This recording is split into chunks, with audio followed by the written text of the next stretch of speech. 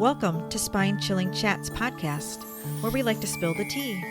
If you're into the macabre and enjoy hearing about true crime, supernatural, or spooky experiences, pull up a chair, pour yourself a cup of tea, and get ready for some spine chilling chats with Manda and Ange.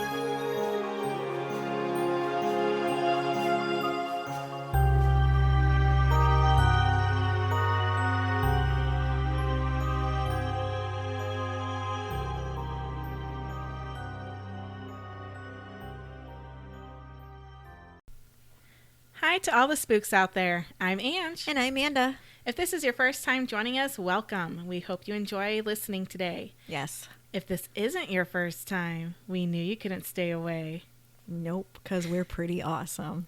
And oh so modest. We've got another great episode of Spine Chilling Chats for you. We had a little snafu. Yeah.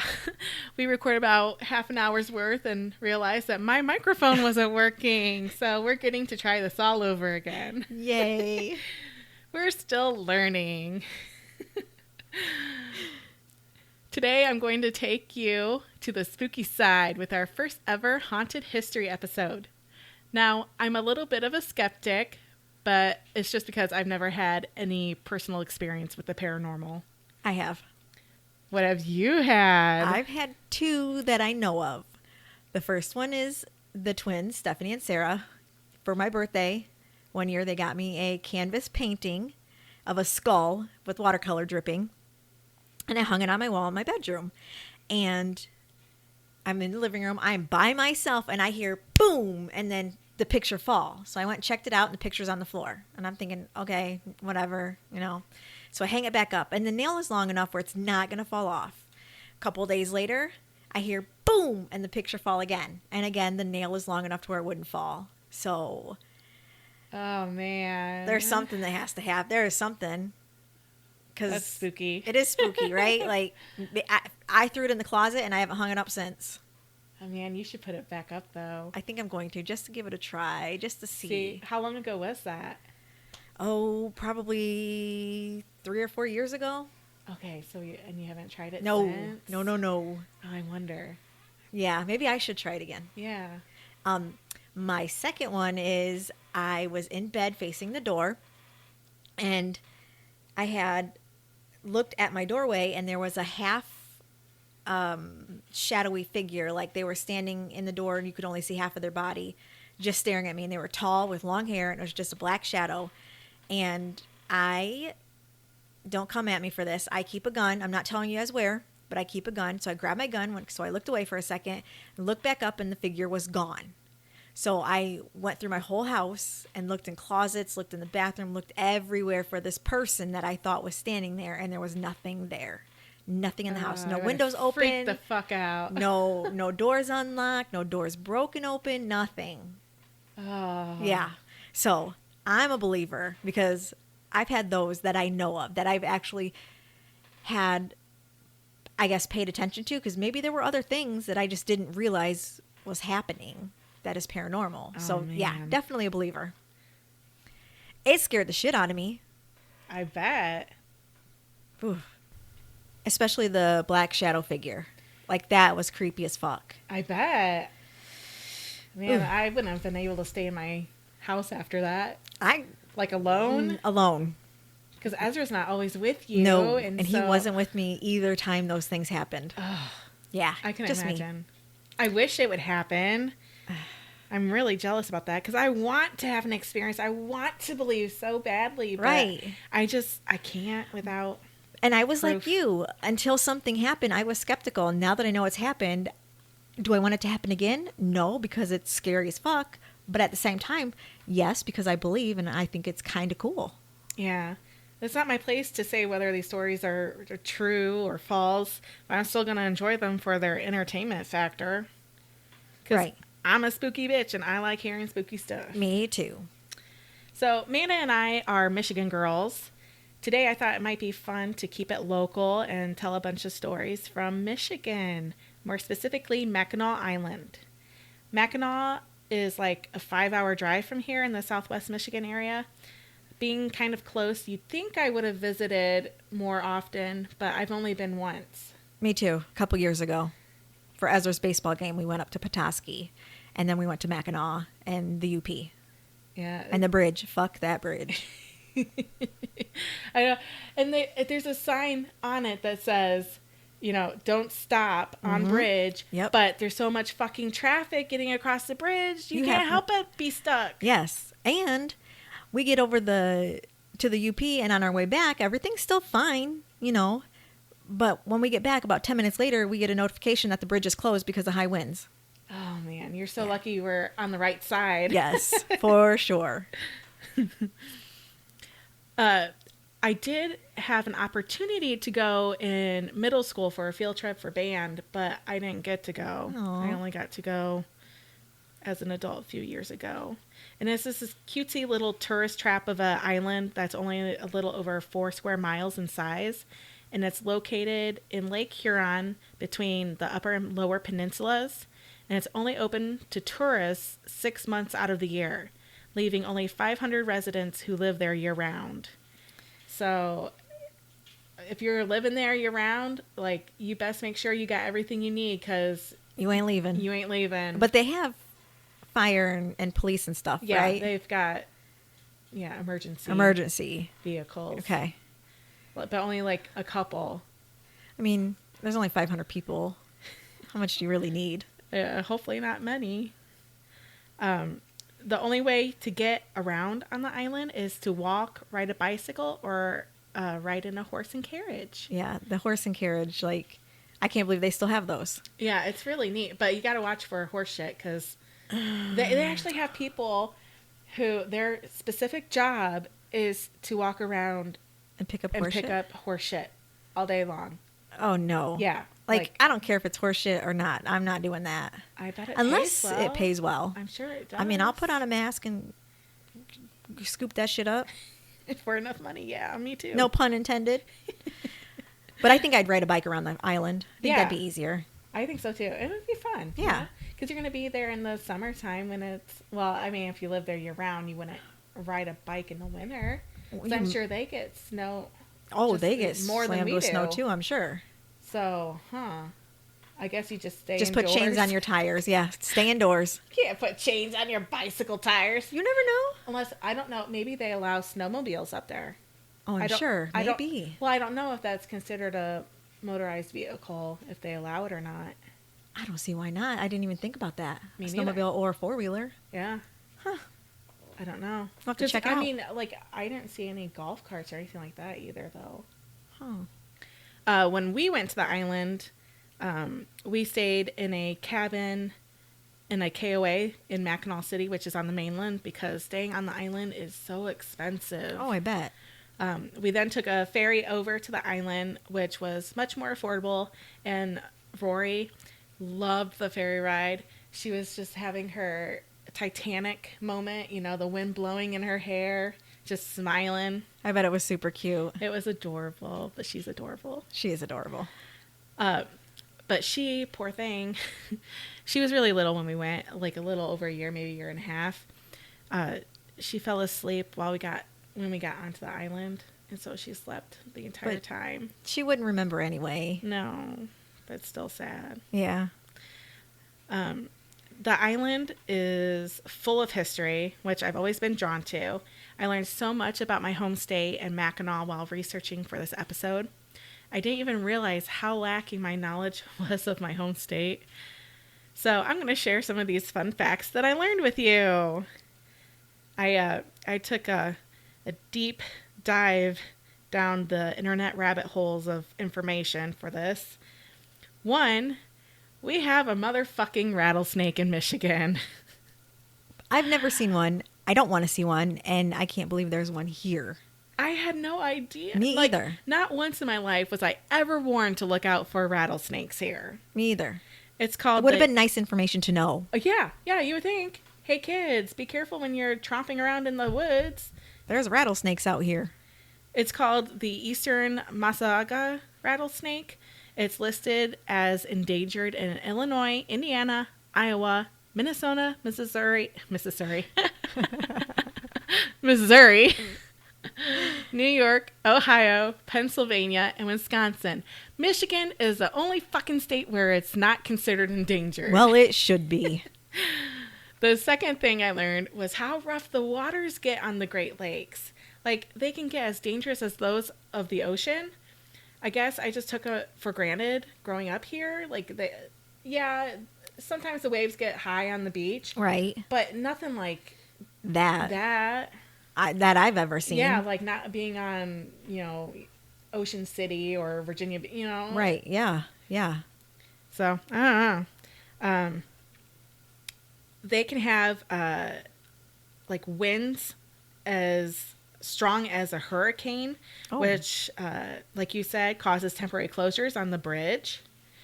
I didn't think the winds were that strong. Jeez. Yeah, like a hurricane. There have been an estimated 6,000 shipwrecks in the Great Lakes region, claiming an estimated 30,000 lives. Wow. The Straits of Mackinac were an important passage during the fur trade days, so many ships were lost because that was the main traffic. Back and forth. Mm-hmm. I want to give you guys a little history on the island, as I believe it's important for you to understand why the island is supposedly haunted. And because I'm a nerd and I really like history. Me too. So hopefully you don't mind. Mackinac Island was formed around 13,000 BC when the glaciers of the last ice age melted. The surrounding Great Lakes were also formed then.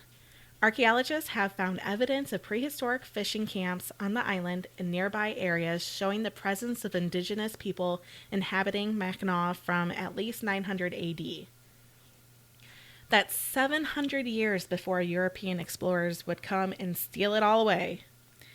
It was a sacred place to some of its earliest inhabitants, the Anishinaabe peoples. Hopefully I said that correctly. Don't come at us again. If you know how to pronounce it and you are offended, please don't be, but let us know how to pronounce it. Yep. We're doing our best. Any words. Any words, even English words. Like right. sometimes I have brain farts and I can't speak. The Anishinaabe peoples, who are made up of the Ottawa, Ojibwe, and Potawatomi tribes. It was considered to be home of the Gitche-Manitow, or Great Spirit. The legend states that the island was created by the Great Hare Miquelbo and was the first land to appear after the Great Flood receded. So I'm assuming like Noah's Ark flood? Is that the Great Flood there? It could be, or maybe they had a different one because the glaciers melted. Maybe. I don't know. It became the gathering place for local tribes who would make offerings to the Gitche-Manitow and was the burial place the burial place of tribal chiefs. The name Mackinac is shortened from the Ojibwe word Michilimackinac. I don't know if they would have said Mackinac. Mackinac. Or Mackinac.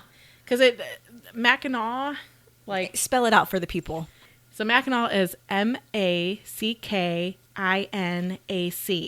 And that's the spelling for the island. Mm-hmm. Mackinac City is Mackinaw. Right. But they're both pronounced Mackinac. So Unless somebody really knows if is it pronounced Mackinac? Is it pronounced Mackinac? Let us know. Yeah, we've grown up with it being Mackinac. Yeah. So the word Michilimackinac, which means big turtle. The first European known to have seen the island was Jean Nicolet, a French-Canadian coureur des bois, or des bois? Des bois? Probably des bois. Des bois? French is kind of funner to say. While he was exploring in 1634.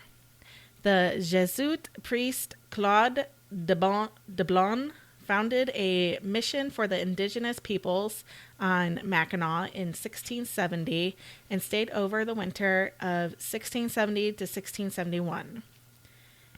Jacques Marquette succeeded him, moving the mission to St. Ignace, which is a city in the Upper Peninsula, which if you've been up there, just side note, stop and get some smoked whitefish because it's good. No, I don't like anything from the water. I don't like fish. I've tried it twice. I'll try anything twice, but fish is just not for me. Fish is delicious. Ugh. Smoked, grilled, Yuck. broiled, I don't care. Yuck. It's good. Well, we'll agree to disagree. All right. Picky bitch. With the mission as a focus, the Straits of Mackinac became a super important spot for the French fur trading. The British took control of the Straits of Mackinac after the French and Indian War, and Major Patrick Sinclair chose the bluffs of the island for Fort Mackinac in 1780 to protect their settlement from attack by French Canadians and indigenous tribes. So they're going to steal their land and then build a fort so they can protect themselves from the indigenous people that they stole it from. Right. If anything, the indigenous people need to have a fort to protect them from the thieves. Yep. But, we do shit backwards here in Michigan, apparently. Well, it was our whole country. Our whole country was founded on stealing from the indigenous people. But it actually was never attacked during the American Revolutionary War. We officially acquired the Straits through the Treaty of Paris in 1783. Mackinac Island was again a point of contention during the War of 1812, when surprised American troops surrendered for Mackinac to British soldiers that had surrounded them. The British then built a second fort on the island, Fort George, in honor of their king, to use as a vantage point and stockade. American leaders were upset about the surrender, of course, so they planned an attack to recapture the fort, and in 1814, the Battle of Mackinac Island, which was the only battle that was ever fought on the island, ensued. Though U.S. troops were creamed by the British-occupied forts at the end of the War of 1812, and the Treaty of Ghent returned the island and both forts to the control of American forces. The American troops renamed Fort George to Fort Holmes in honor of Major Andrew Holmes, who was killed during battle. They probably looked at the island after they won it and was like, this little teeny-ass island? Fuck that. You guys can just have it back. Oh, right. Like, why would you try to fight for an island and then give it back? Well, yeah, and it is such a tiny island. Yeah. They're probably like, this wasn't worth it. What were we thinking? Yeah. Once the war was over, Mackinac boomed. It became a hot spot for fur trading in the 1820s, and soon after, the fishing industry really took off too. By the 1850s, Mackinac began to attract tourists, and when the Civil War ended, which is crazy to think about, like, this is all going on, like, during the Civil War. Right. Like, it just seems so weird. Yeah, yeah. It seems like the timeline's off. I was just going to say that. Seems out of place.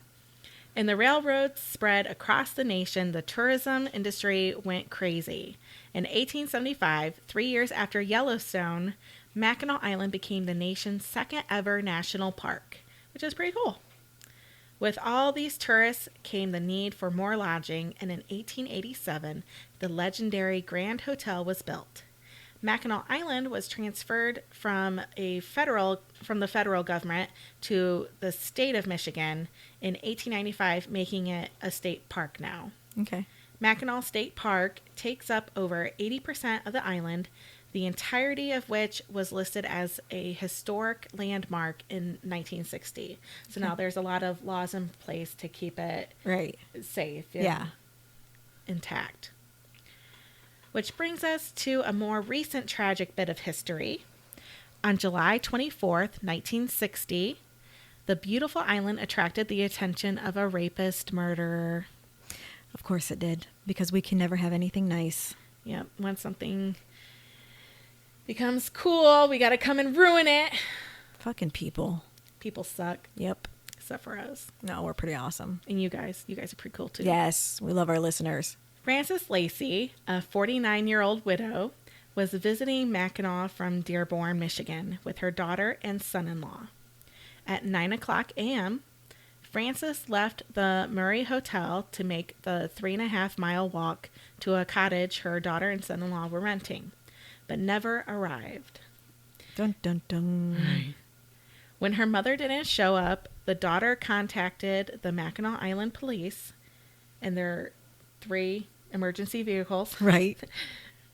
which began the most intense search the island had ever seen. Over 60 island residents, state police, Boy Scouts, bloodhounds, state park employees, and the Coast Guard helped in the massive search of the island. Boy Scouts. Again, the Boy Scouts. Like, why would you send an adolescent kid unless they did the grown-up Boy Scouts, which is fine. But when I think of Boy Scouts, I think of like kids, 8 to 15. Like, I'm not going to have them out there searching for somebody if they happen to be dead or something. Yeah, with the Like, potential of the trauma finding a of body. that. Yeah. And if they're so young, the first time they ever see anything, it's a dead body. Yeah, it seems like that's traumatic. It is. I don't get it. Maybe they got to get that Boy Scout patch. First dead body. First dead body. Right there. Yep. I mean, I guess Iron I could see on. that. Not for me. Nope, not my cup of tea. 4 days later, at 7:15 p.m., the body of Frances Lacey was found under a bush with her shirt pulled up to her shoulders, her skirt pulled up to her hips, and her panties around her neck where she had been strangled to death. And again, this goes back to the Boy Scouts. They're so little and they're so young, or they're so naive. The first time they see a pair of boobs and a vagina is on a dead person, like that is traumatic too. Like, absolutely. No, thank you. My kid's staying home. Thanks for the offer, though. I will help look for a person, but my kid's not. Yeah, I guess they just have the hope that they're going to find her alive. Maybe she just got lost in the 4 mile. Oh, yeah. Maybe that was maybe hope, she but hurt her ankle and they're trained in first aid. Yeah, that's maybe that's a story we'll go with. I don't know. As the police put together the events, they came to this conclusion. They believe that around 10 o'clock in the morning, Sunday, July 24th, Frances was attacked on Lakeshore Road. She had been struck in the head so hard that her denture was dislodged from her mouth. Oof. She was then dragged 20 feet into the wooded area to be sexually assaulted. After being assaulted, the attacker took Frances's panties and used them to strangle her to death. Could you imagine? And that's why you need to go commando. Or you need to wear really cute panties all the time. So you can, and clean ones. So when they find your dead body, they'll you're be not like, embarrassed by your look at those panties. Granny panties. Right. They'll be like, those are cute. I'd rather die in comfort, okay? I don't want no string up my booty hole. Yeah, that's true too. But let's just say you got to wear matching bra and panties. I don't. Not all the time. Only if I'm going out. Yeah. Yeah. Which is never once a year, maybe, right. if that. Right. It's hard to believe that on an island this small that no one heard anything or saw anything. And if you've ever been to Mackinac Island, it is small. Like, I imagine if you were to scream really loud, somebody's gonna, and it's busy. Like, yeah. There's people walking the trails, and I don't know if maybe it wasn't quite. Maybe it was an off season. Like, this was July. This is the heart of their tourist season. Oh yeah. Like, we went in July and it was busy. Like, you were constantly passing people on the trail, and at 10 in the morning, like, yeah. How did nobody hear or see this happen? I don't know. Authorities could find no motive, and being so busy with crowds of tourists, police had a hard time with the investigation. The police questioned Joseph Strands of South Bend, Indiana. Which is like 10 minutes away from us. Yeah. So that's creepy close. Which is kind of cool to read a story about somewhere like you go every day. Every day. Every day we go to South Bend for work. He was a 31-year-old handyman and a scenic painter, but was released after his alibi checked out. So he was cool. He wasn't a bad guy. Good. They also questioned a resort employee, but they were also released. Some believe that the killer was a guest of the Moral Rearmament, MRA group, who were using Stonecliff Mansion at the time, which I don't really know what a Moral Rearmament group is. I don't know. Others believe it was just some random killer passing through, But 64 years later, and her killer still has not been found. There hasn't been another murder on the island since, though, so they must have moved on. I found the definition. The moral rearmament is an international moral and spiritual movement that in 1938 developed for American minister Frank Buchman's Oxford group. So, Does it say what they do? What are they about? no, I mean, Not really. just a spiritual international moral group, or is a movement. So are they good people? It says the crisis is fundamentally a moral one, he said. The Later, dude. Frank Buchman. I don't know. It doesn't really Okay. say that it's like No? a group. I Okay. mean, it doesn't really specify. All right. They were just some group. Spiritual group. Yeah. Oh. Moral rearmament also became established in many countries in the continental Europe, but it was suppressed in all the countries occupied by Nazi Germany. Oh. Yeah. And in Norway and elsewhere, MRA leaders were imprisoned. Oh. So that means they were trying to do something good, I'm sure, and those people didn't like it. So it's something good. I don't know. If you know, let us know. If you got a crazy uncle that was in it, let us know his story. Yeah. Let us know what it's about. So now that we've gotten our little history lesson out of the way, let's get into the spooky part. We're going to start with Fort Holmes. This one isn't so much spooky, but kind of a sad, touching story. More of like a legend, kind of. Okay. The indigenous peoples have a legendary tale that long ago, Chitawait and Mekoteswanda lived as husband and wife with their 4 sons. One day, Chitawait, who was a great warrior, went away on a warpath but never returned home. Mekoteswanda refused to give up hope and would not accept her beloved had passed into the realm of the dead, because she had not seen his spirit departing as the other wives of warriors had. She sent her 4 sons out to find their missing father. And this is where you realize that this is probably more just like a moral tale than fact, because it says 1 son traveled to the north, 1 to the south, 1 to the east, and 1 to the west. Yeah. That just makes me disbelieve the whole story right there. Right. Like you happen to have 4 4 sons and you sent them north, south, east, and west. Yeah. Okay. But I don't know. Maybe it's Who's true. going to search northwest? Southeast. Right. Need to have more kids. Right. As time went on, one by one, her sons returned with no news of their father, Chetawait's whereabout. Mekoteswanda sat for hours and hours every day high atop the hill where Fort Holmes is now located, watching for her husband to return. Aw. No. That's true love. Yeah, to sit there and watch. Every day. One day, as the sun began to set over the Straits of Mackinac, she spotted a small boat made of rock and stone with sails made of feathers. The pilot of the boat was the spirit of Chetawait. He was singing a ceremonial song the dead sing as they depart the world of the living. Finally, Mekoteswanda could come to terms with the death of her husband. Today, Fort Holmes is still a place many go to see wonderful views of Mackinac Island and the lake below. Perhaps you may even see the spirits of Chetawait and Mekoteswanda reunited at last in the afterlife. Aw. But it had to be a spirit for sure if it's going to be made out of stone and feathers. Yeah. Yeah, that boat ain't sailing. Nope. The backstory of these next ghosts isn't well known.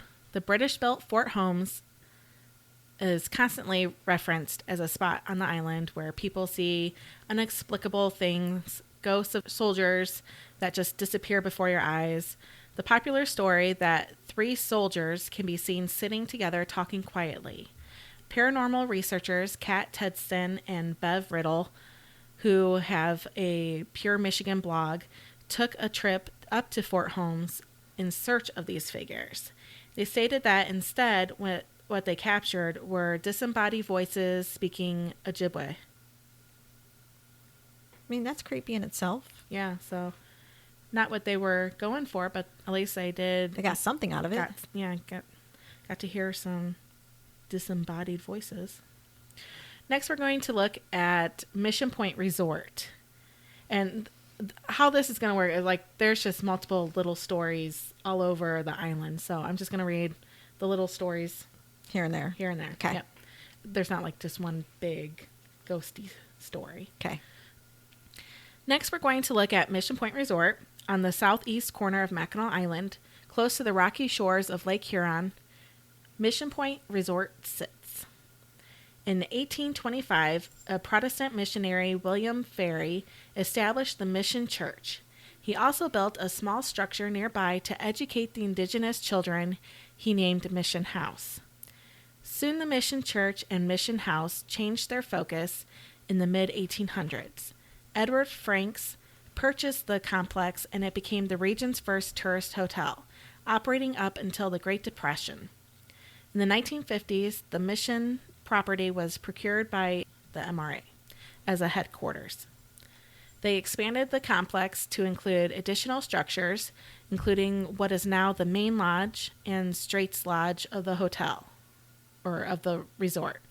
The MRA also built a soundstage and theater in 1858 to create their own short films and promotional reels. Oh, that's cool. Yeah. Good for them. Despite the rapid expansion, the MRA's time at Mission Point was relatively brief. The organization left in the mid-1960s. In 1966, the Mission Point land was used to establish Mackinac College, a 4-year liberal arts school. Unfortunately, the school ran into financial troubles early on and struggled to stay open through its third year. But thanks to staff who occasionally worked for free and students pitching in as housekeepers or kitchen staff, the school stayed open for a 4th year and graduated a single class before closing in 1970. Oh, I'd be so mad. me too. It'd be like, I went to college and I had to work the whole goddamn time just so it could stay open and I could be the only class that graduated. Yeah, what about Great. the classes below you? Oh, They're yeah. just fucked. Yeah. Oh, yeah. I'd be pissed. Unless they just stop taking students in. But then, After the first year, they Yeah. didn't know it was gonna. They didn't know it was gonna tank until the third year. So, that sucks for them. A Christian college was opened on the property in 1971, but closed after just 1 year due my to financial gosh. problems. In the 1970s, the complex returned to hospitality as the Inn at Mackinac. The soundstage that MRA had built was used to film the 1979 Universal Studios film Somewhere in Time. I have not seen that. me either. Nor have I even heard of it. Neither have I. So it must not have been too popular. I don't know. In 1987, the property was sold and became its current name, Mission Point Resort. It has since developed a supernatural allure that draws visitors hoping to experience something spooky during their stay. The most popular ghost story is that of Harvey. Harvey was once a student at Mackinac College in the late 1960s and, struck by heartbreak, fell to his death on the nearby cliffside. There's a bit of a debate as to whether Harvey shot himself and fell from the cliff or if he just plain jumped to his death. Another theory is that he could have actually been a victim of murder, possibly at the hands of a jealous boyfriend who was dating the object of Harvey's affections. He is known to flirt with the ladies and likes to play practical jokes. He is known to creep through the rooms, get into bed with guests, and jump on mattresses. Oh my. He also is said to hang around the theater, poking and pinching female guests and making himself known through other antics like sliding a screeching chair across the wooden floor backstage meant to elicit laughs. Todd Clements, who has been investigating the island on his own for years, and a lot of these stories actually were in his book, Haunts of Mackinac. So check it out if you want to hear more of the stories. He believes he first saw Harvey on the island's bluffs when he was just 12 years old. This kick-started his fascination with the paranormal. He believes he has had several encounters with Harvey since. Another person who worked at Mission Point in 1982 to 1983 as a housekeeper said that they stayed in the employees' quarters under the secondary building of rented rooms. One morning, they awoke to someone speaking, but couldn't make out the words. Their roommate often had her boyfriend stay the night and thought it was just them, which they weren't supposed to have that. But I guess kids will be kids. Yep. Just then, their alarm went off to start another workday. It then flew horizontally off their dresser and into their roommate's door that divided the room and crashed to the floor. Many other things happened over time. Footsteps in the hallways, cups and plates disappearing, then reappearing in different places. Screams, and even one time when they were working bike rental in the basement of one of the buildings that used to be the dorms, they saw and chased a shadowy person. They even called security to try to locate the person, and no one was found. Before it was a hotel or a college, Mission Point was a church and boarding house for Indigenous children. Like other Indigenous boarding schools, the goal of the Mackinac mission was to strip Indigenous children of their culture and teach them Christianity. And knowing what we know now about these sorts of establishments, we can only assume the terrors these children went through. Like, I've listened to other podcasts where they talk about these kind of schools. Specifically, there's been ones in Alaska, those Indigenous people. Yeah. And the rape and the abuse that those children go through at the hands of either the nuns or the teachers. Oh, so much for being Holy Spirited. Yeah. Well, even Albert Fish, when he went to... Oh, yeah. He was abused. All in the name of God. I don't understand it. I don't either. Like, you're supposed to be this safe person for these people, and you are getting raped and molested and beat, and for what? For being a kid? Yeah. Well, and these specifically is just stripping them of all of their culture. Like, they would, take away their Indigenous name and say, your new name is Judy. Oh, no. And you must, respond to Judy or you're going to get beat. Oh, my. It's horrible what they did to these children. And one story states that there was a tuberculosis outbreak at the mission house, and children that were infected were locked in the cool, damp basement because it was thought that it would help them. Yeah, right? Okay. Big shocker, it didn't. While acting as the mission house, 16 known deaths among the students were recorded, most of which were from illness. I'm going to list a few of them. In 1984, 8-year-old Sarah Barrett. In 1826, Joseph Lyman, who was 12. In 1827, Electra Hastings, who was 15. Also in 1827, Samuel Lacey, who was 4, and Isaac Miller, who was 10. 1828 to 1829, John Christie, who was 4, Charlotte Dearney, who was 16, Harvey Levet, 8, Louis Pyant, 7, Peter Pyant, 5, Margaret Sayer, 8, John Sayer, 12, Robert Sayer, 6, Eliza Warner, 98. No. She must have been 9 or 8. I don't know. Okay. I wrote that wrong. I'm thinking 8. In 1830, Mary Lyon Grant at an unknown age. But now you're probably saying, Ange, I thought you said that these were Indigenous children. Those names don't sound very Indigenous. Like I said, it's because they made them change it. They made them change them. It was common practice that part of stripping the children of their culture and uniqueness would include giving them whitewashed English names, which is horrible. Which, I get that, except for the one that's named Electra. Yeah, that's kind of weird. Yeah. I mean, it's a cool name. Electra Hastings. Electra. I know. And that sounds like a weird name for 1827 too. Right. Regardless. Sounds like a more modern name. Yeah. Employees who now stay there during the tourist season report the ghosts of children all over the basement and first 2 floors of the house. The attic is less haunted, but people feel presence all over. This is just the tip of the iceberg of supernatural experiences many people have had at this location. Another famously haunted hotel on the island is the Grand Hotel. The Grand Hotel was built in 1887.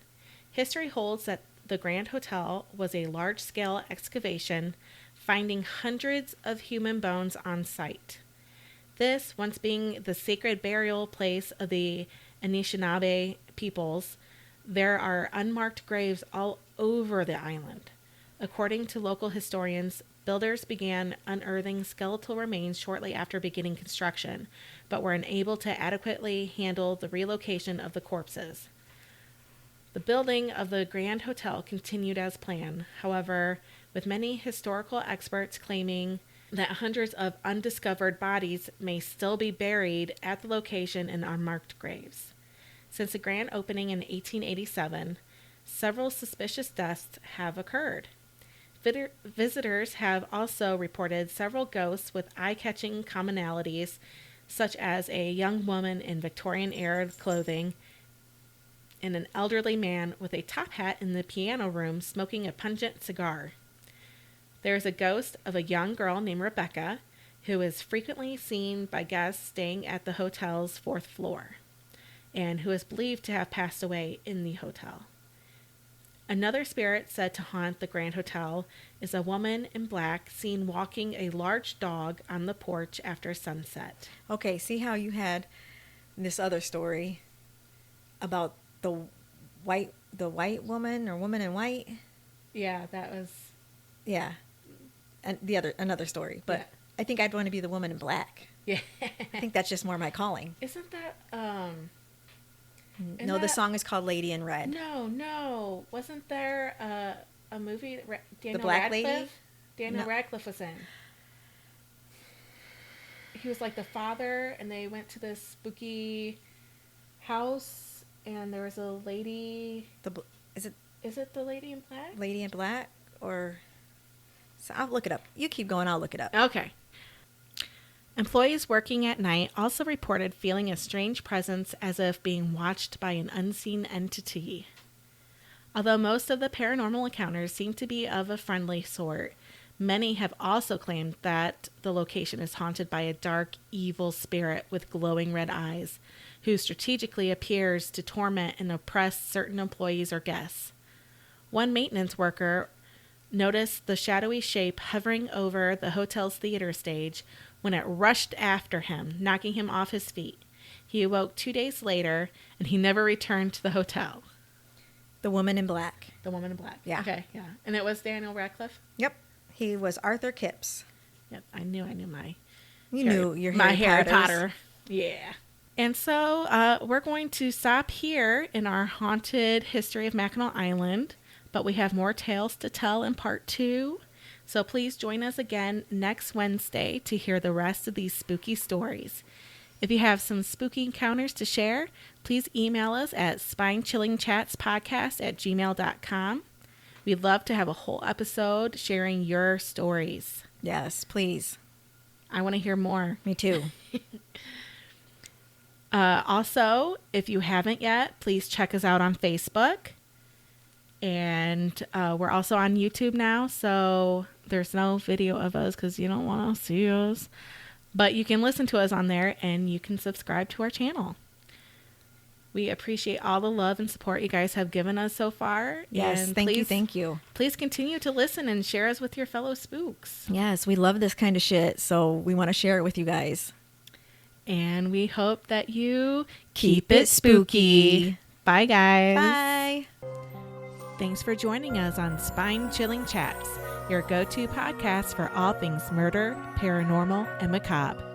Keep sipping that spooky tea and diving into the darkness with us.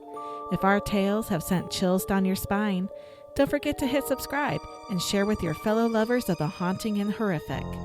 See you next time, and remember to keep it spooky.